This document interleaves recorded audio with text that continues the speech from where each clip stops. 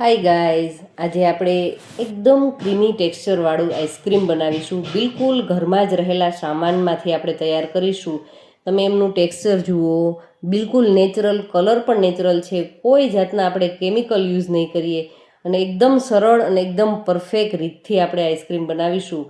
અને એકદમ ઓછા ખર્ચની સાથે પ્રીમિક્સ પણ તૈયાર કરીશું અને સાથે સાથે એક અલગ સ્ટાઇલનું કેરેમલ પણ બનાવીશું કે જે એમનેમ ખાતા પણ ખાવાની મજા આવે એ રીતનું તૈયાર થશે. અને આ પ્રીમિક્સ છે ને, તમે આખો ઉનાળો ફ્રીજની અંદર આરામથી સ્ટોર કરી અને ગમે ત્યારે આઈસ્ક્રીમ બનાવવું હોય તો ગમે એ ઉંમરની વ્યક્તિ આસાનીથી બનાવી શકશે.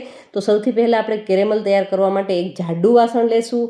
વાસણને પહેલાં સારી રીતે ગરમ કરવાનું છે, એટલે 2 થી 3 મિનિટ માટે મીડિયમ ટુ હાઈ ફ્લેમની ઉપર વાસણને ગરમ કરી લેશું. અને ત્યારબાદ જ આપણે ખાંડ છે ને આ રીતે બિલકુલ સ્પ્રેડ કરી લેવાની છે. ને સ્પ્રેડ કર્યા બાદ આપણે બિલકુલ હલાવવાની નથી કે જ્યાં સુધી ખાંડ છે આ રીતે પીગળવા ન લાગે ત્યાં સુધી આપણે બિલકુલ એમની અંદર કોઈ વાસણ અડાડીશું નહીં. અને ધીમે ધીમે એ ઓગળવા લાગે ત્યારબાદ સાઈડ પર રહેલી જે ખાંડ છે એને આ રીતે વચ્ચે લેતા જશું અને સારી રીતે પીગળવા દેવાની છે. તો ઘણી વખત આપણે નાની નાની બાબતો ધ્યાનમાં ન રાખીએ ને તો કેરેમલ છે ને એ પરફેક્ટ તૈયાર નથી થતો હોતો. ઘણી વખત કડવો થઈ જતો હોય છે અને ઘણી વખત એમનો ગઠ્ઠો, ખાંડનો ગઠ્ઠો છે એ પણ થઈ જતો હોય છે. તો બસ આ તમારે નાની નાની બાબતો ધ્યાનમાં રાખવાની છે કે સૌથી પહેલાં વાસણને ગરમ થવા દેવાનું છે અને ત્યારબાદ જ ખાંડ છે એ એમની અંદર સ્પ્રેડ કરવાની છે. અને ખાંડ પીગળવા લાગે ત્યારબાદ જ આ રીતે આપણે ચમચાની મદદથી એમને ચલાવીશું. ક્યાં સુધી? તો કે જ્યાં સુધી આ રીતે ખાંડ છે સારી રીતે પીગળી ન જાય, હળવો એવો કલર ચેન્જ ન થાય. ત્યારબાદ એમની અંદર ઘરમાં જ રહેલું જે માખણ છે, મેં 1 ચમચી જેટલું માખણ લીધું છે અને માખણને ખાંડની સાથે એકદમ સારી રીતે મિક્સ કરવાની છે. માખણને કારણે એમનો ટેસ્ટ અને એમનું ટેક્સચર છે એકદમ અલગ થઈ જશે. તમે અત્યારે જોઈ શકો છો કે માખણ છે એકદમ સારી રીતે પીગળી ગયું છે.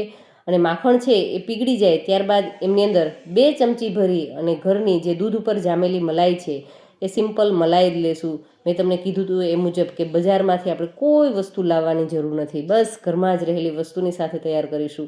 તો બસ અત્યારે તમે જોઈ શકો છો કે મલાઈ છે એકદમ સરસ મિક્સ થઈ ગઈ છે. બસ મિક્સ થઈ જાય, હળવો એવો કલર ચેન્જ થઈ જાય ત્યારબાદ ગેસની ફ્લેમને બંધ કરી દેશું અને આપણું આ જે કેરેમલ છે એને એક બાઉલની અંદર કાઢી લેશું.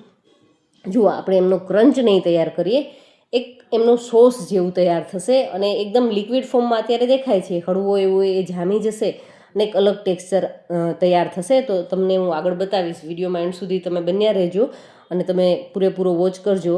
અને હવે આપણે બ્રેડ ક્રમ્સ લીધા છે અડધું બાઉલ ભરીને, અને આ બ્રેડ ક્રમ્સ છે ને ઘરે બનાવેલા છે. એમનો વિડીયો પણ આપણી ચેનલની અંદર આપેલો છે, તો ત્યાં જઈ અને વોચ કરજો. અને હવે એ જ અડધું બાઉલ ભરી અને મિલ્ક પાવડર લીધો છે 2 ચમચી ભરી અને એમની અંદર કોર્નફ્લોર લેશું અડધું બાઉલ ભરી, અને ખાંડ લીધી છે અને એમની સાથે સાથે અડધો બાઉલ જેટલા આપણે ડ્રાયફ્રૂટ લેશું અને પહેલાં આ રીતે મિક્સ કરી લેશું. અને ત્યારબાદ મિક્સી જારને આપણે ચલાવી લેશું અને શક્ય એટલો ફાઇન પાવડર તૈયાર કરી લેશું. તો આ રેડી થઈ ગયું આપણું પ્રીમિક્સ, આઈસ્ક્રીમ માટેનું પ્રીમિક્સ. તો હવે કોઈ પણ વ્યક્તિ છે આ પ્રીમિક્સની સાથે તમે રબડી તૈયાર કરી શકશો. એમની સાથે ડ્રાયફ્રૂટવાળું અથવા તો ફ્રૂટવાળું તમે કસ્ટર્ડ છે, મિલ્ક છે એ પણ રેડી કરી શકશો અને આઈસ્ક્રીમ તો ચોક્કસથી બનાવી શકશો. તો એમને આપણે એરટાઇટ બરણીની અંદર ભરી અને ફ્રીજની અંદર આરામથી આખો મહિનો, આખા ટૂંકમાં ઉનાળો એ તમે એન્જોય કરી શકશો. અને હવે આપણે 500 ml જેટલું દૂધ લીધું છે, એમની અંદર 1 બાઉલ ભરી અને આપણું પ્રીમિક્સ છે એ લઈ લેવાનું છે અને પ્રીમિક્સને એકદમ સારી રીતે મિક્સ કરી લેશું.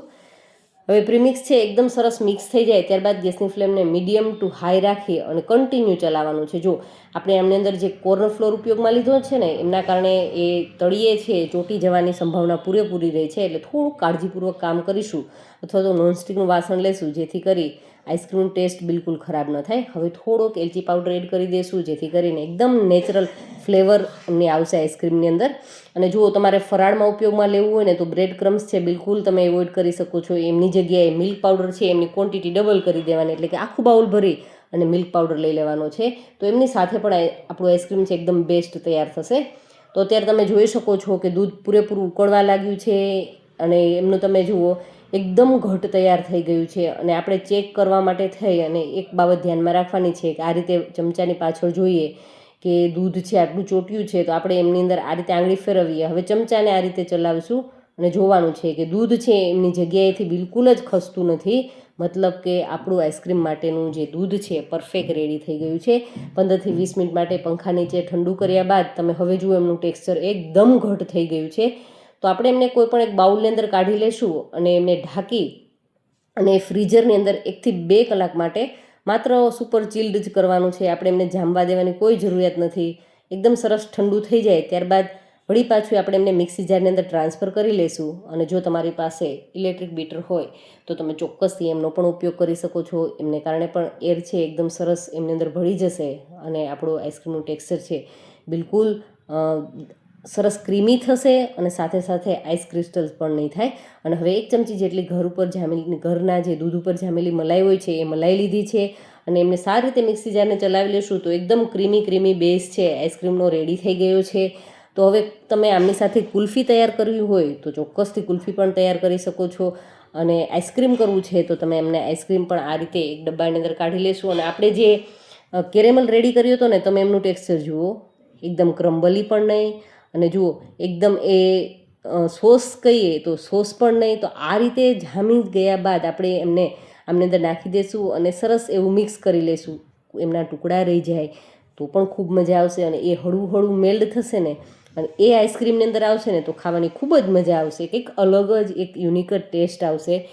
તો તમે આ રીતે ક્યારેય કેરેમલ ટ્રાય ન કર્યું હોય ને તો હું તમારી સાથે ચોક્કસથી તમને કહીશ કે જરૂરથી ટ્રાય કરજો. ખૂબ જ સરસ ટેસ્ટ આવે છે આમનું. અને સાથે સાથે ડ્રાયફ્રૂટ વધારે ગમતા હોય તો આ રીતે આપણે ઉપરથી પણ ફાઇન ચોપ કરેલા ડ્રાયફ્રૂટ છે એ લઈ લેશું અને બસ ઉપરથી આ રીતે એમની પર સ્પ્રિંકલ કરી દઈશું. અને હવે આપણે એક દેશી જુગાડની સાથે તૈયાર કરીએ તો તમારી પાસે આ રીતની જો જીપલોક બેગ હોય ને તો બેગની અંદર આ રીતે ડબ્બો જવા દેશું અને ઉપરથી એકદમ જાડું એમનું જે પ્લાસ્ટિક છે ને ઉપરથી કવર થઈ જશે, જેથી કરી અને બિલકુલ જ એમની અંદર આઈસ ક્રિસ્ટલ થશે નહીં. શક્ય હોય તો આ રીતે આપણે આઈસ્ક્રીમને જે બેઝ છે એમની ઉપર અડાડી દેશું અને એકદમ એમનું સરસ ઢાંકણ છે એ ઢાંકી અને ઓવરનાઇટ અથવા તો 8 થી 10 કલાક માટે થઈ આપણે એમને સેટ થવા માટે આઈસ્ક્રીમને રાખી દીધો હતો. અને હવે હું તમને બતાવું કે આપણો આઈસ્ક્રીમ છે એ કેવો તૈયાર થયો છે કે જે જોતાં જ ખાવાની ઈચ્છા થઈ જાય એવો સરસ મજાનો આપણો આઈસ્ક્રીમ છે બની અને તૈયાર થઈ ગયો છે. તો આ રીતના કેરેમલ બ્રેડ ક્રમ્સ એમનો ઉપયોગ કરી અને જો તમે આઈસ્ક્રીમ ન ટ્રાય કર્યો હોય ને તો હું ચોક્કસથી સજેસ્ટ કરીશ કે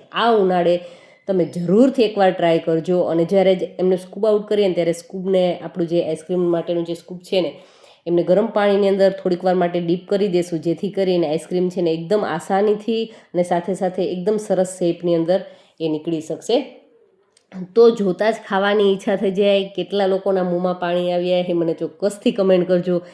મને તો આ આઈસ્ક્રીમ આ રીતે કરું છું ને તો પણ મને ખાવાની ઈચ્છા થઈ જાય છે.